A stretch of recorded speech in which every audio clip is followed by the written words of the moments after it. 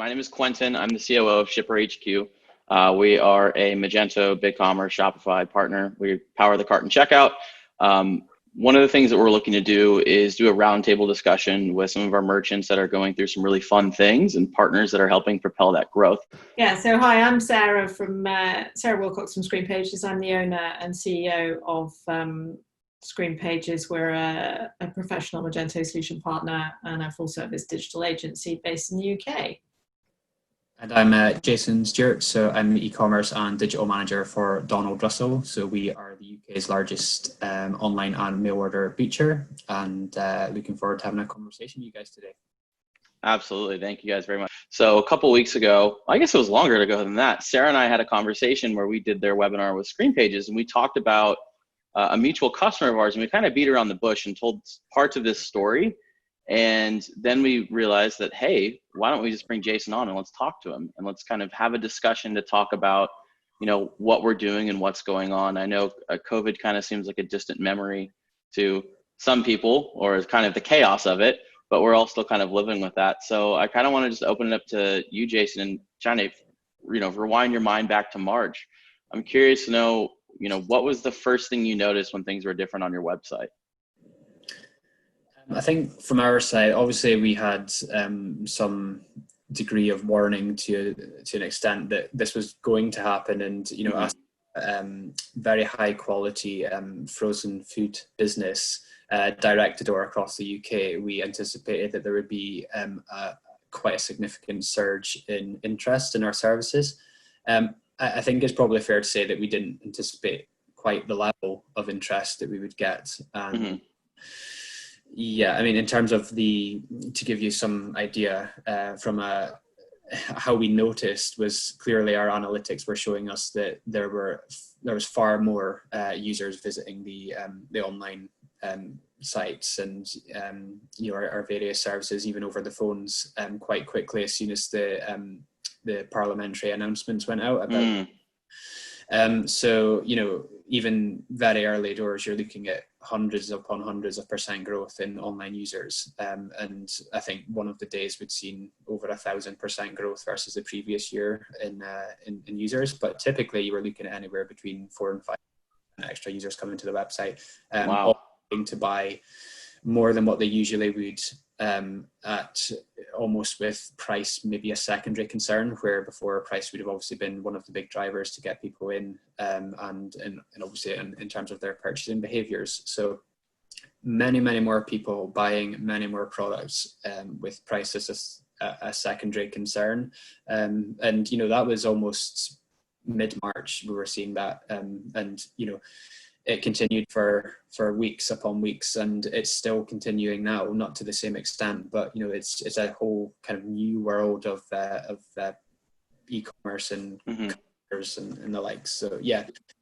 So two questions out of that. First and foremost, just taking a step back. So talk to me about Russel. So you guys do e-commerce. Talk to me about the streams of businesses that you guys do, just to kind of give everyone, because us Americans, I know you guys through us being a customer, but some of the rest of the market might not be familiar with you guys yet. Yeah, so it's a great place to start, actually. So Russel has been going for about 40 years. We are, as I say, the UK's largest when it comes to online butchery, which, believe it or not, there's many brands that are in that sector. I guess it's fair to say that we're probably more of a fine foods provider than an online butcher, in all honesty. You know, we do much more than just meat-based products. But we are somewhat famous in certain corners of the UK for our steak products. So we do, you know, master butchers, craft butchery, dry aging of all the sort of big steaks that you'd expect, fillet, ribeye, sirloin, etc. We supply some of the UK's top chefs and restaurants, but also across the world in terms of export. So about our business is trade and export, where we supply Michelin star restaurants, the best sort of hotels and you know, bars, etc., across the country. And also something that we're very proud of is that we hold the royal warrant, which means that we supply Buckingham Palace with its meat products. So it kind of gives you seal of approval in terms of where our product sits in the overall pecking order. As I say, we've been going for 40 years. In that time, we have become a very established business, not just in terms of phone ordering, but also in terms of online commerce, to the point of within the northeast of Scotland, in terms of companies that are actually based here, that we are the biggest e-commerce company in this part of the UK. Our customers absolutely love our product to the point that we've had over 300,000 now 5-star customer reviews over the last 7 years on our reviews platform, which is EFO. And yeah, that's a little bit about us. I could talk all day about this, but it's hopefully that gives you a bit of an understanding of what we're all about. Yeah, I love it. And then one of the things that you mentioned in kind of the purchasing pattern that was a bit different was people were going for, price wasn't really a concern anymore. Sarah, do you guys over at Screen Pages, did you guys make any sort of changes onto the website in the wording or sort of kind of the psychology of the site to help kind of drive that, or was it all just natural? No, we didn't have to do anything. This is all something that Don and Russel were able to do for themselves via the content management system that comes with the website. And so, correct me if I'm wrong, Jason, but you were quite quick to sort of put some messaging up about the sort of extended delivery times, as did many companies in the food and drinks vertical, because they were all inundated with orders around about the same time that people started buying toilet paper. No, that's a very fair point. I think we started seeing the numbers in Don Russell's analytics going up from the beginning of March. Yeah. We were thinking this is snowballing, so it was something that we've never seen before. No, and likewise, I think that would be true for the entire history of the company, actually. The current circumstances that we're in has seen us surpass our biggest e-commerce day.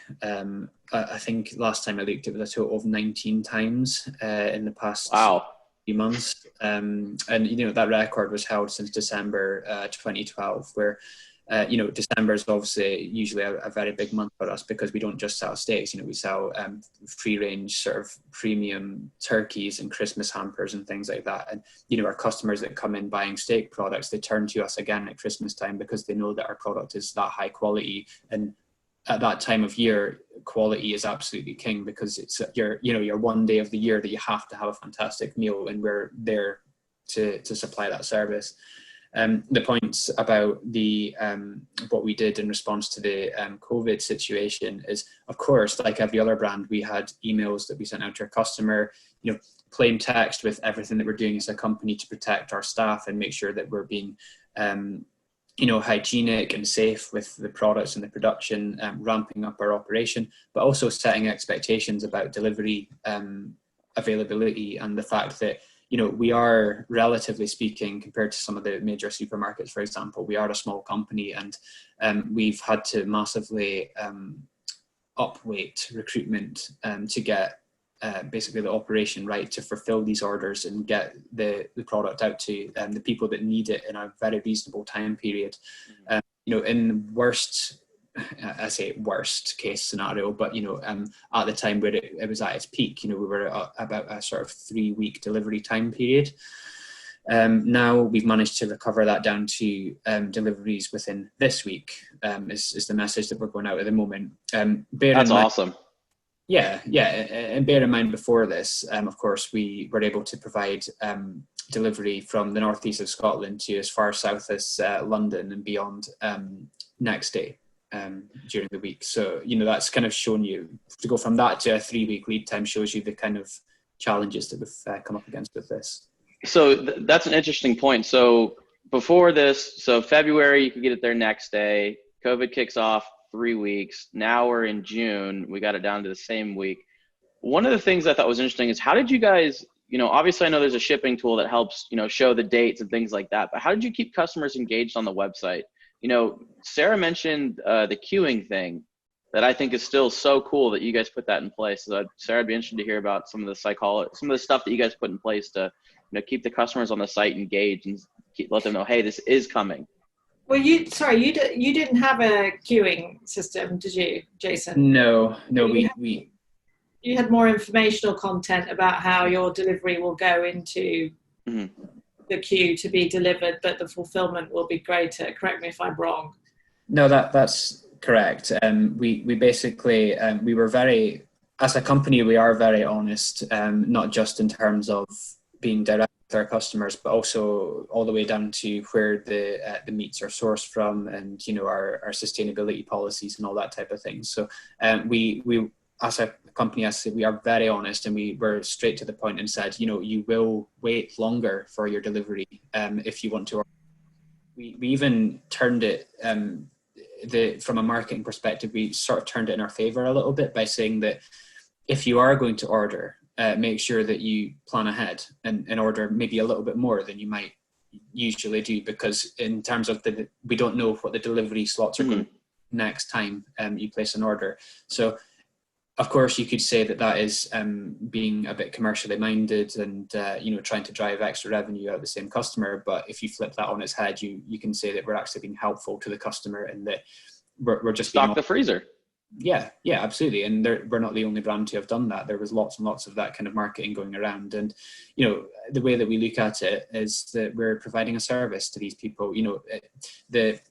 The nutritional benefits of our product, aside from anything else, and the fact it comes frozen, means that you're cutting out food waste, and you're also providing customers with very premium quality products that they can use when they need it. So it was a sensible marketing message to go out with, and that's how we tended to deal with this problem. It wasn't putting them into a queue system. The great part about the website is that it can deal with traffic at a very high level. One thing that we did do in response to that is we upgraded our server infrastructure to cope, and we actually were able to bring our average page load time back down to the same levels as it was pre-COVID, even with between 400% and 500% extra traffic on average per day. So that obviously was an action that we took that did have a positive impact. Wow. Yeah, so I just to add to that, one of the things that we at Screen Pages were particularly impressed with Donald Russel is that, unlike some of the larger supermarkets, which are much bigger than Donald Russel, there was always a sort of very customer-friendly approach. I myself shop with other online supermarkets, and they weren't even allowing certain people to place orders, and they turned off their apps and all sorts of things like that, which it always amazes me how smaller merchants are much more agile and adapt quickly to situations like this, and always have the customer at the forefront of their ethos. And I think Donald Russel did that really well, and I think that a lot of people could learn from that. It's easier to be agile when you're smaller, obviously, but it also is something that's very much appreciated by customers. Yeah, we actually, another thing that we did was, as we basically had a lot of pressure put on our fulfillment and production facilities, we decided quite early on that it made a lot of sense to dial back on some of our marketing just for a short amount of time to help prioritize not just our existing customers, but particularly the vulnerable groups within that customer segment, if you like. So the people that are more traditional in phoning up and placing an order, the non e-commerce users, we actually, as a company, decided to almost keep some delivery slots set aside for those that are in vulnerable positions, people that are maybe elderly, not able to go to the supermarket even if they needed to. And I think that is kind of representative of what Donald Russell is all about. It's very much a customer-centric company. I could easily have turned around and said, no, we want to maximize the revenue, and we want to put queuing systems in place, and we want to make sure that the website accepts all of the traffic, whether it's a new or existing customer. But again, as a company, we were like, no, what we need to do is make sure that there is this set aside for vulnerable individuals, but at the same time, make our marketing go out, but in the right volume, so that we can not put unnecessary pressure on the business. Absolutely. And I think that's one of the things I like the most. And I think one of the reasons that all three of us get along so well is that, we're small but mighty, but the customer is at the forefront of Donald Russell, Screen Pages, and ShipperHQ. That's what keeps the lights on for us. That's what we want to keep happy. So, you're talking about, you facing these things, and there's a lot of tips and tricks, and, what were some of the tools as a merchant that really helped you get through here? Were there any apps? Were there any, inspirational podcasts that you listened to? Like what helped you, were you part of a merchant group that helped kind of focus that? Because I think that's the thing that people would be really curious about, is that not to read another white paper about, hey, here's what this did, but to hear real life examples of you saying like, hey, as Jason, I did this, and this is what helped me. Yeah, there's a few points to that question. I think in terms of the merchant groups and learning from others, etc., we're obviously part of the UK's kind of food and drink sector group of companies, independently owned as well, which within that there comes opportunity to work with some of these people and learn from them. So we've got great relationships with all manner of different companies. So people like, just to name a few, Virgin Wines would be one. People like Beer 52, a craft beer subscription service, those types of things.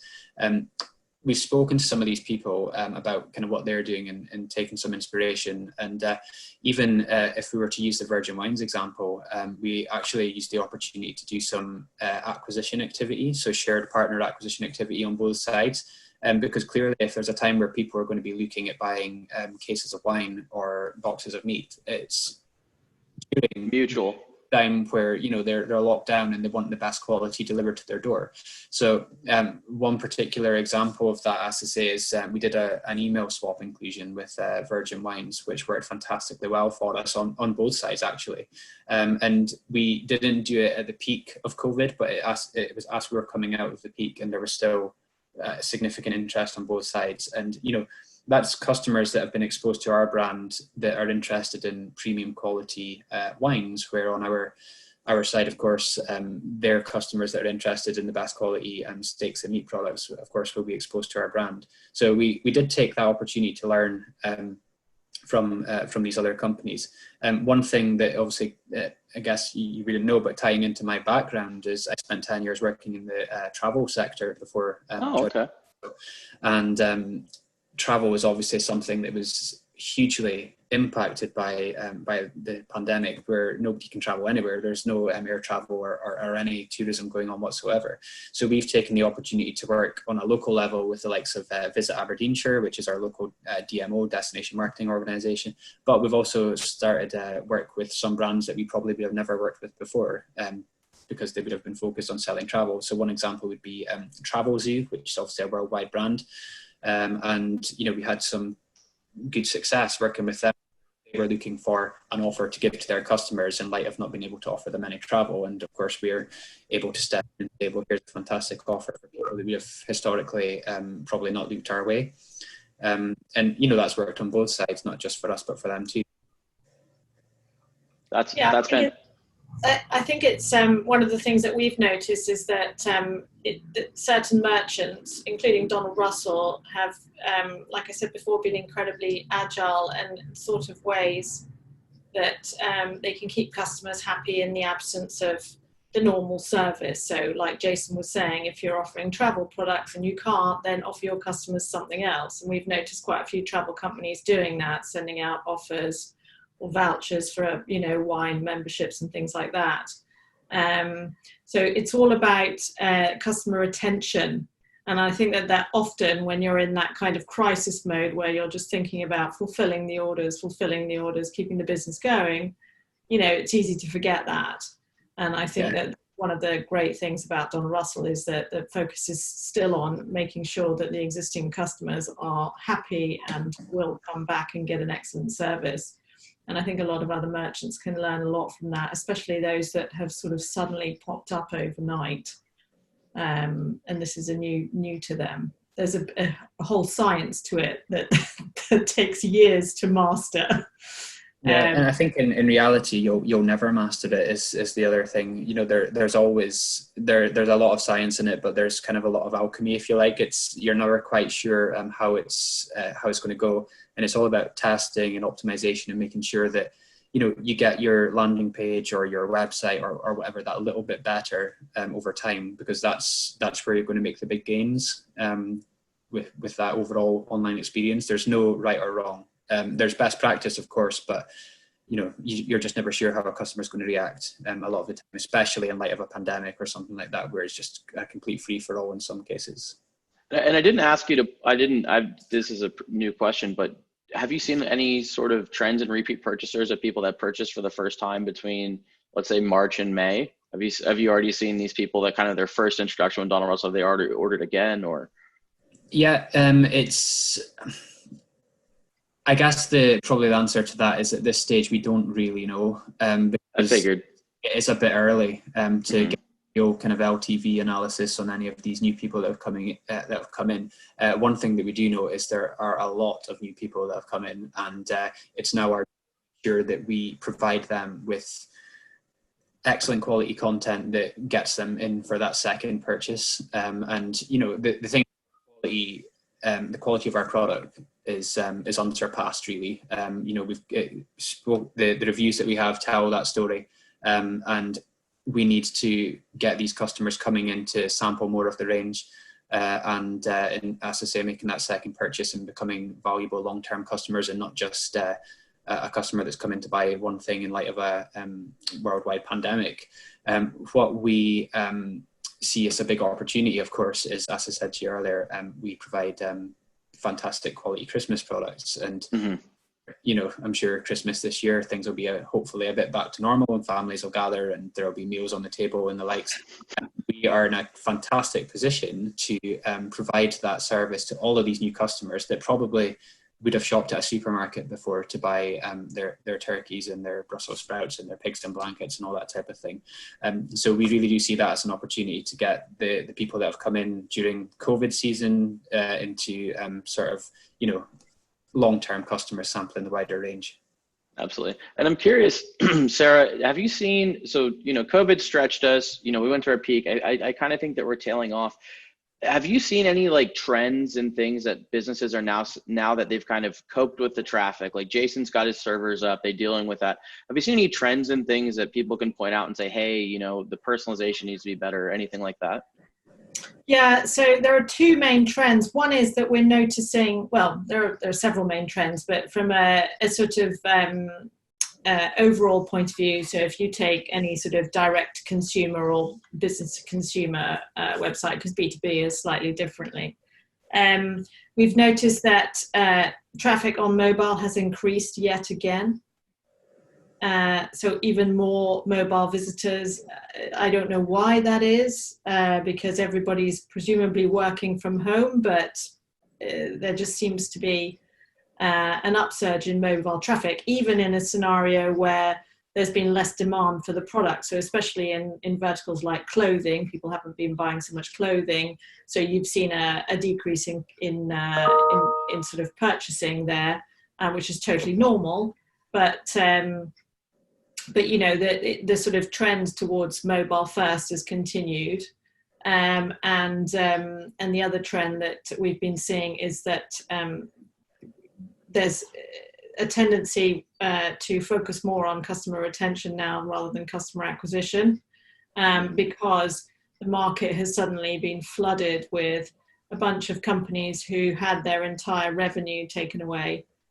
So these are wholesalers that would have been selling through trade, much like part of Donald Russell, who all the restaurants shut down. So suddenly they had a lot of products that they needed to shift. So they pop up a website and off you go. In a panic moment where you can't get meat for 3 weeks and you have no meat, you might buy from somebody like that versus, a good quality supplier like Donald Russell.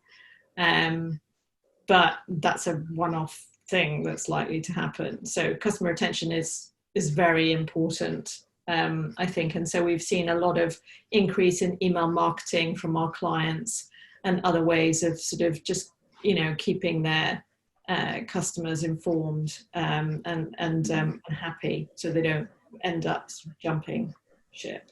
I think that's a very good point. And email marketing is definitely something that we are seasoned professionals in on our side, and we send tens of millions of emails every year to our customers, and in some segments we'll get an email every single day. because they're that loyal, and they want to see the offers, they want to know what's new, they want to know our story and our recipes and our inspirational content and all of that type of thing.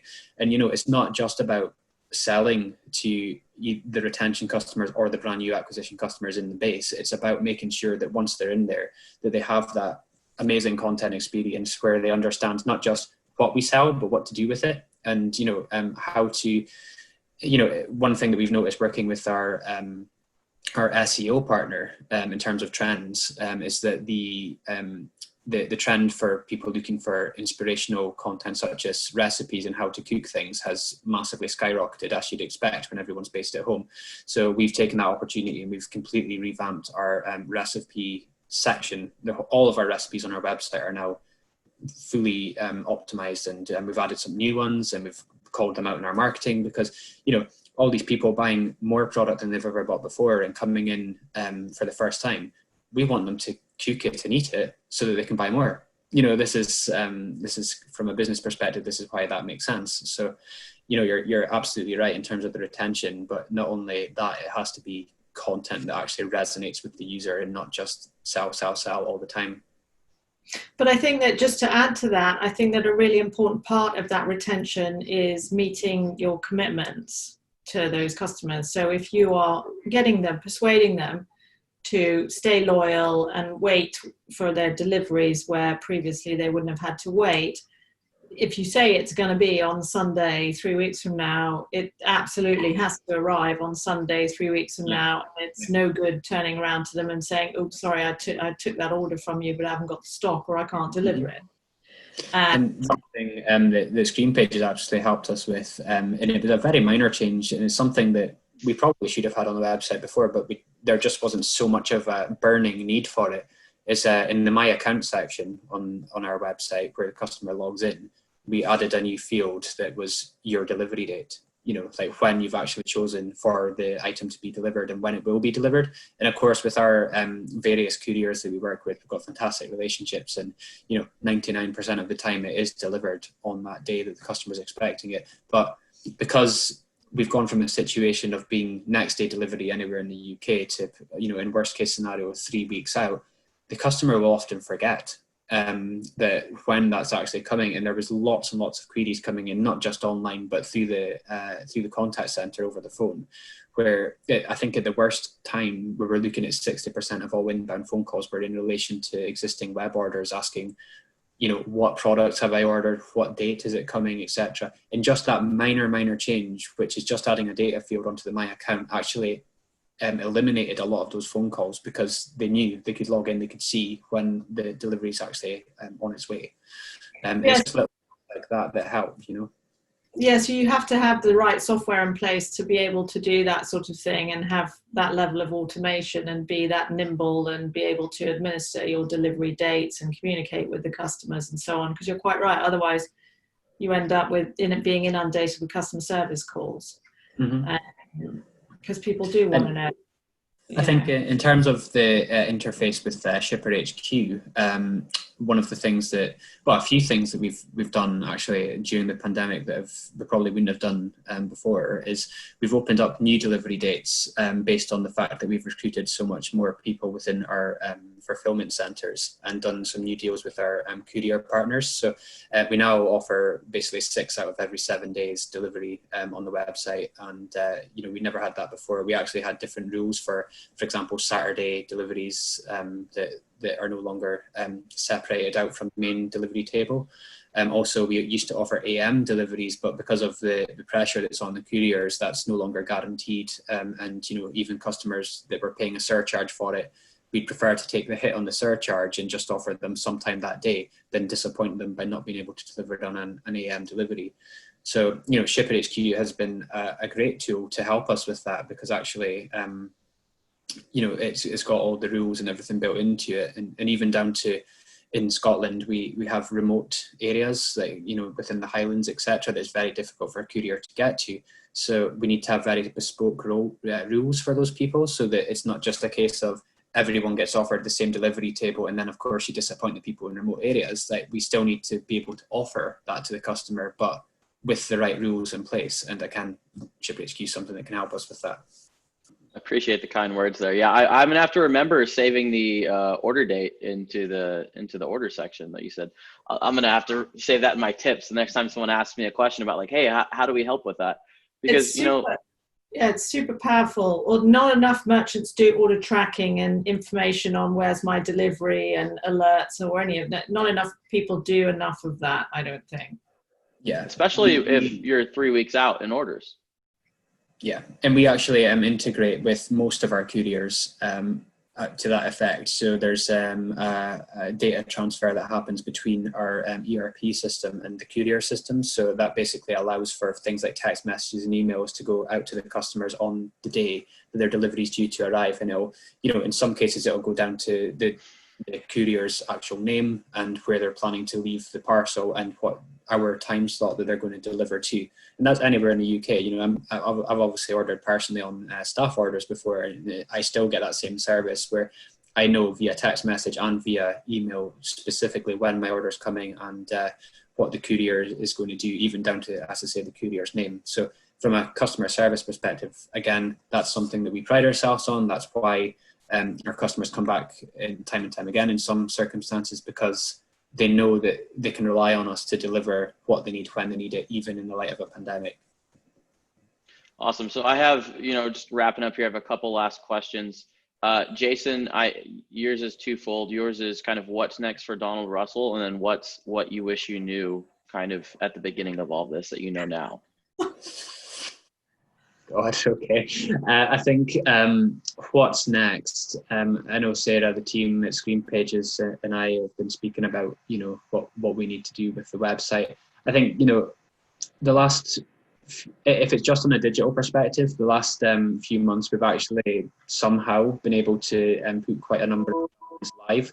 As early as, as late as yesterday, we actually personalized upsells into our cart on the checkout. So it's like essentially what will happen is one of our technology partners, Nostro, our personalization engine, will feed in the data to our cart, which will basically allow us to create personalized upsells that we control locally as the merchant. So for example, let's say someone's added a Christmas turkey into their basket, we could have that upsell show pigs in blankets, Brussels sprouts, and traditional gravy.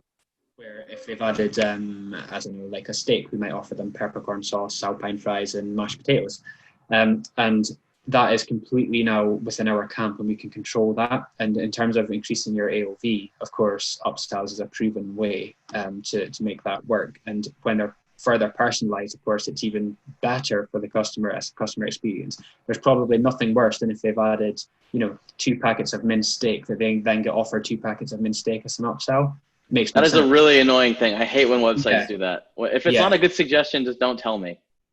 So we launched that functionality yesterday, and we're obviously, as a digital team, very excited about what we can then go on to do with it. At the moment, we've just got a flat, this is the upsells, because that's where we were before. But, it's when you've got hundreds of % more traffic coming in, all making orders, then upsells are key from a business point of view, because it just creates that extra bit of AOV on top of it. And even as of yesterday, the early indicators are quite good in terms of, it's a good percentage of our daily total coming through upsells.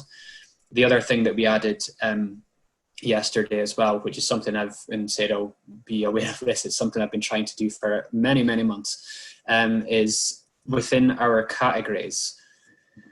Up until yesterday, you had to navigate to each individual product, either through the search function or through the category to then get into the product to then click add to basket.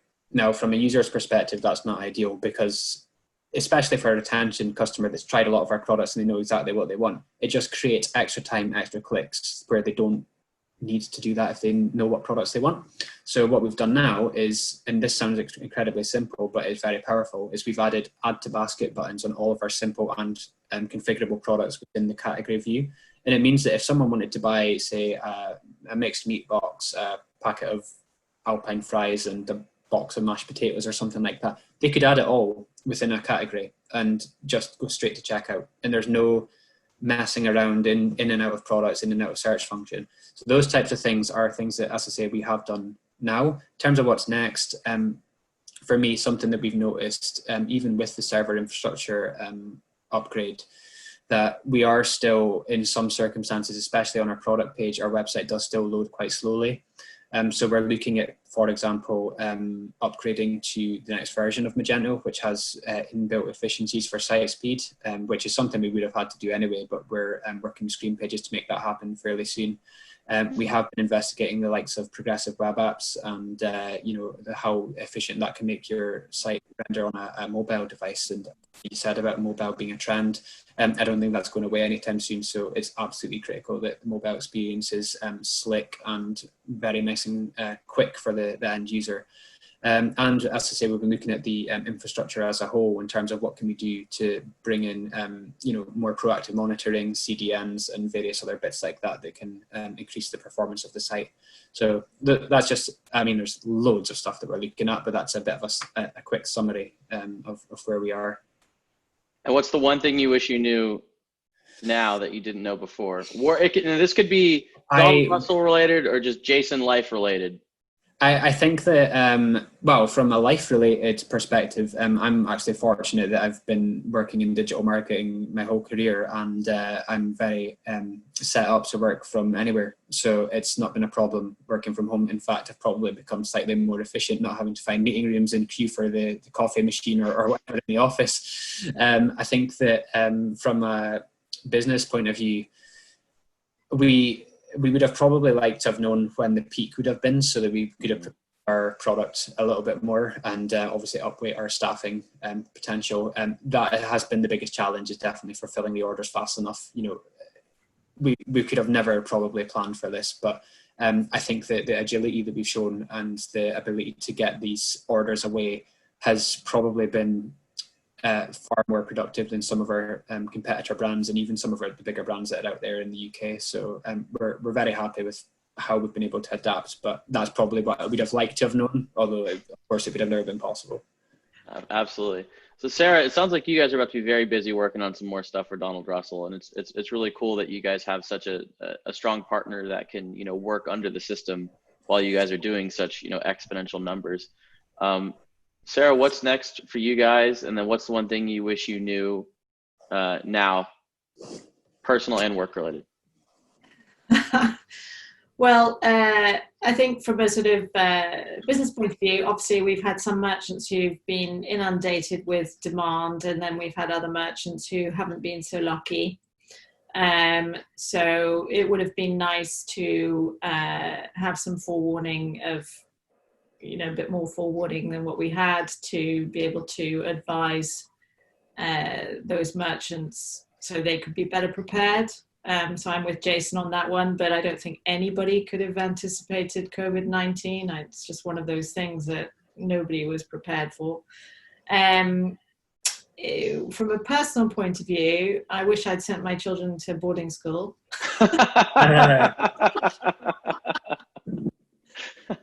Homeschooling is definitely not doable when you're running a company full time. So that was that's the main takeaway I'll take from this. But remote working, same as Jason, when you're in e-commerce and digital, that's been very, very easy for us to adapt very, very quickly and continue to service our customers without our productivity levels suffering in any way. So I do feel greatly for those people who've been reliant on the high street. I really worry about that part of the economy, and I worry about merchants who have not invested in that because I think it's going to be a while for it to get back to normal. Absolutely. I think it underlines the importance of e-commerce as a part of your business. I think one of the things that I spotted not too long ago was, if you're using a UK example, Primark, where they have for some reason just decided never to have an online store. And the article I read on BBC, not sure how factual it is, I'm assuming quite factual, but it said they had something like 650 million wiped off their bottom line more or less overnight. So yeah, you should always, I believe, if you can supply your products online, you should always do so, because you you're opening up to a whole new market and you're not relying on footfall. It's online footfall, and for us, we've been in this business for many years online, and it's obviously started up slowly and grown over time, but it's grown beyond belief in the last 3-4 months. Awesome. Well, guys, I really appreciate your time. If you have any website needs on Magento, please contact Sarah at Screen Pages. We'll have everything in a description somewhere probably. And then if you're in England or that area and you want meat, you need to talk to Jason at Or Scotland. Or Scotland. Anywhere in the UK, actually. This is probably the best time we could do this, because it's like I'm gonna eat breakfast after this, and now I'm really hungry because we're talking about steaks and potatoes and things like that. And I'm excited for the next time I go over to the UK, so I can actually order something. So I'm gonna order it into the flat, and I'm gonna cook some Donald Russell. So that's my plan. Quentin, next time you're in the UK, you should come and visit Donald Russel with Screen Pages, so you can see the whole operation. If that's on the table, I'm gonna start looking at when the travel advisories lift up, because that sounds awesome. I love getting to visit customers. I love seeing the end-to-end, especially kind of the logistics piece of it is really cool to me. But I love it. I would absolutely love that. It's Sarah will tell you it's very cold in our center. But worth it. Cold but worth it. Cold but worth it. I can make that happen. Down in Texas, I think it's 41 today, or in your temperature. So I can make cold but worth it work. Awesome. Thank you very much, guys. Thanks, Quentin. Cheers. Bye, Jason. Nice. Bye. Cheers. You too. See you later.